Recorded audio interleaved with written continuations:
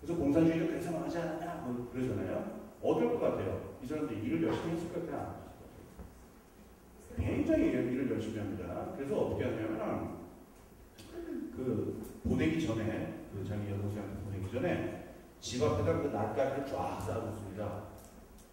내가 그 내 여동생한테 보낼 곡식을 쫙 쌓아놓는데 그 두 가지 목적이 있다고 그래요. 하나는 자기 농사를 얼마나 잘 짓는가를 과시하는 게 있고, 두 번째는 자기가 얼마나 관대한 인간인가. 동생한테 보내고 그지 같은 무축쟁이 같은 거 보내는 게 아니라 제일 알찬 곡식들, 제일 잘 된 것만 보내는 나는 관대한 사람이라고 해가지고 그 추수해서 나중에 쌓아놓는 그게 이 사람들 그 1년 농사 중에 굉장히 제일 중요한 사건 중에 하나랍니다. 그래서 제일 좋은 곡식을 여동생한테 보내겠다고 이렇게 쌓아놓는 사람이 그 마을에서 제일 훌륭한 사람은 인정을 받습니다. 그러니까 이 사람 무슨 말씀인지 아시겠죠? 그러니까 이 사람들이 그래서 그때 한번 그야말로 좀 마을 사람들한테 좀 쿨하게 보여줬고 1년 내내 웃을감을 흘리는 겁니다. 열심히 웃어주고. 이게 가능하겠죠. 그러니까 어떻게 가능한 거냐면은 사람의 영역은 무지하게 다양하니까 자, 요거 하면은 단기 순이익이 얼마야? 이거 지금 시장에 내놓으면 얼마? 이런 계산이 아니라 그때 이 사람의 머릿속에 오고 간 거는 마을 사람들한테 한번 내가 좀 큰 인물이라고 한번 대줘야 할 텐데 어떻게 하면 쿨하게 보이고 뭐 이런 거란 말이에요. 그거를 빅딜로 삼는 그 아메리카 용어로 빅딜로 삼는 식으로 영혼을 조직해야 되겠죠. 영혼이 그런 식으로 되고 있어요. 어떻게 할까? 그죠? 그렇게 한다는 겁니다. 사회적 판. 그래서 굉장히 열심히 일을 합니다.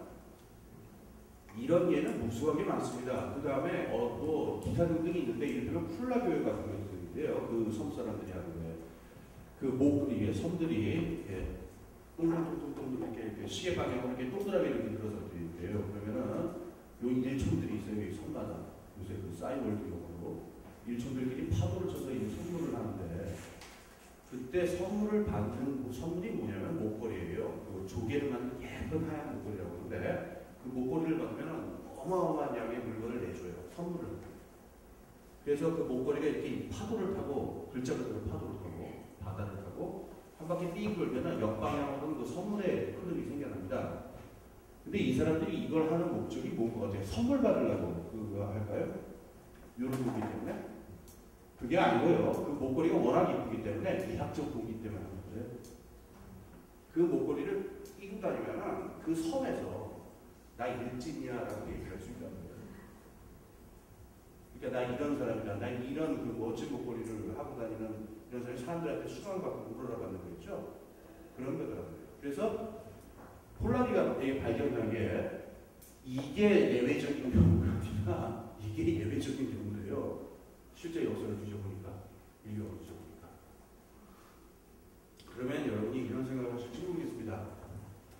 다 좋은 얘기인데 그 200년 전 얘기고 일단 화폐가 지배한 이상 뭐가 되느냐 그 말도 안 되는 소리 하지 마라. 내가 저 대학가일 때 우리 같이 영화 서클도 만들어보고 뭐 독서 클럽도 만들어보자고 애들을 조직하려고 노력한 게 한두 번인 줄 아냐. 애들이 근데 여기 죽어도 안 나오더라. 처음에는 뭐 어쩌고저쩌고 말들은 많은데 죽어도 안 나오더라. 스펙 관리하는 데 시간 없어. 돈 벌고 스펙 관리하는데 도움 안 되면 누가 오느냐. 웃기지 마라. 200년 전 얘기하지 마라. 200년 전으로 가라. 뭐 이런 소리를 들을지 모르겠어요. 근데 제가 보기엔 전혀 그렇지 않아요. 제가 보기엔 전혀 그렇지 않은 게 한 가지 예를 들게요. 여기 앉아 계신 분들은 예외적인 분들 같은데 그냥 제가 저 일반 기업체에 가서 그냥 강연을 한다고 합시다. 근데 제가 여기 앉은 분들 중에 딱 자기 노동 시간하고 보수 액수만 계산해서 이 직업 선택한 사람에서 손 들어보라고 몇 명이 될 것 같아요?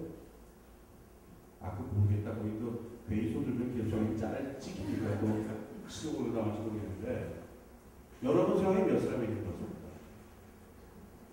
심지어 자본주의 사회는 그렇지는 않습니다. 사람들이 직업 선택하는 거 보면요. 그 돈 계산 그 고려 안 하는 건 아니죠, 당연히. 그거 뭐 굶고 줄게요. 그런데 그것만 고려합니까? 그건 아니에요. 내가 몇째 아들이니까 뭘 해야 되고 이런 것도 있고, 그 다음에 어렸을 때부터 이런 게 정말 좋더라. 이런 것도 있고, 별의별 고려를 다 합니다. 그죠? 물론 이런 건 예외예요. 물론 다 지금 먹사기 바빠가지고 지금 뭐 물불을 안 가리게 생겼다 이런 경우에 뭐 편의점 아르바이트건 뭐든 그냥 걸린 대로 한다 뭐 이런 상태가 되면은 좀 얘기는 다른데 자기 직업을 선택할 때가 아닙니다. 자기가 원하는 직업을 그냥 하고 싶은 직업을 그냥 하는데 그것만 얘기하는 사람 무의식적이 있어요. 저는 딱 한 사람 봤는데 어때 가게 날짜 어쨌든 손을 들더라고요. 그래서 07 무슨 일 하십니까? 그랬더니 증권회사인데요. 이제 3개월 하다 그만뒀대요. 도저히 못해서. 그런 이유로 해서 아까 말한 딱 보트까지 그 노동시간 보수 이것만 생각해서 증권회사에 취직을 했는데 세 달 있다가 도저히 못하겠다고 그냥 그만뒀다고 합니다. 그렇습니다. 그래서 자본주의 사회라고 해서 우리가 겉으로 보이는 거는 맨날 그저 삐까번쩍한 것만 맨날 보이고 한강다리 건너갈 때마다 막 물 쏘고 비 쏘고 이러니까는 이 세상이 다 저렇게 자본주의 세상으로 바뀐 거라고 생각하는데 사람의 뒷바라기 경우는 제가 보기에는 지금도 그렇지는 않아요. 어떻게 되어 있냐면 근데 반대로 이 얘기가 이걸 배제하는 거냐 사람이 그럼 돈에 관심이 없느냐 이렇게 말하는 것도 거짓말이겠죠. 말도 안 되는 소리죠. 돈 벌어야 되는 거죠. 그런데 어떻게 되어 있는 거냐면은 이런 거에 대한 동기가 없는 게 아니고 이게 이 안에 폴라니가 쓴 용어로 묻어 들어가 있다 이렇게 생각합니다. 묻어 들어가 있다. 그러니까 아까 그 직업 선택 같은 경우에도 그러니까 뭐 여러 가지 직업 선택에 고민을 하지만 그 중에서 돈 고민 안 하지는 않는 거잖아요. 다 좋은데 그 직업 하면은 그 연봉이 얼마야? 고려 안 하는 사람은 없죠.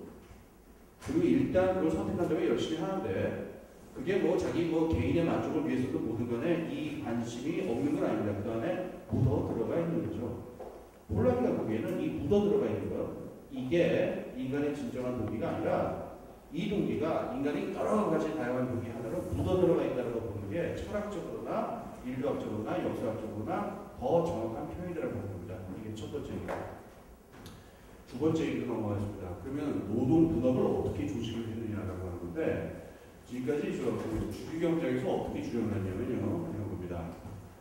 사회적으로 노동 분업이 존재해야 사회가 살아가는 건 분명합니다. 그죠? 여러 사람들이 그냥 각자 혼자서 그냥 따로따로 일하고 살아가고 사회가 되는 건 아니잖아요. 근데 그 분업을 조직하는 방법이 뭐냐라고 하는 건데 여기에서 그 자유주의 경제학자는 항상 뭐냐면 시장밖에 없다라고 했어요. 그러니까 각자가 그 아담 스미스 얘기대로 인간 개개인들이 각자 자기가 생산하고 그 만든 걸 가지고 와가지고 서로 시장에서 교환한다. 그래서 노동 분업이 발생한다. 이렇게 설명을 하거든요. 스미스가. 그러면은 이 얘기에 사람들이 다 속는 이유가 뭐냐면은 아무리 생각해봐도 노동 분업은 존재할 수밖에 없을 것 같아요.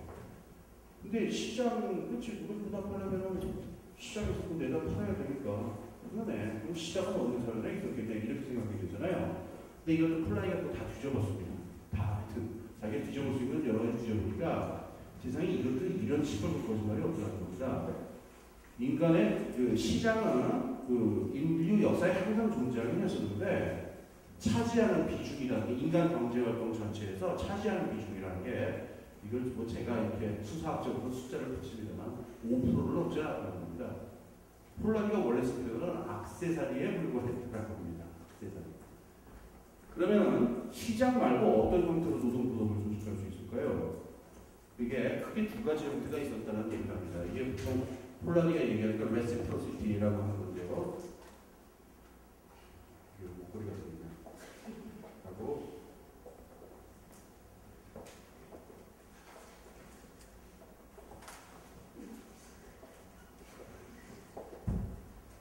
이런 게 있습니다. 이게 지금 사무성이라고 하고요. 이건 재분배라고 합니다.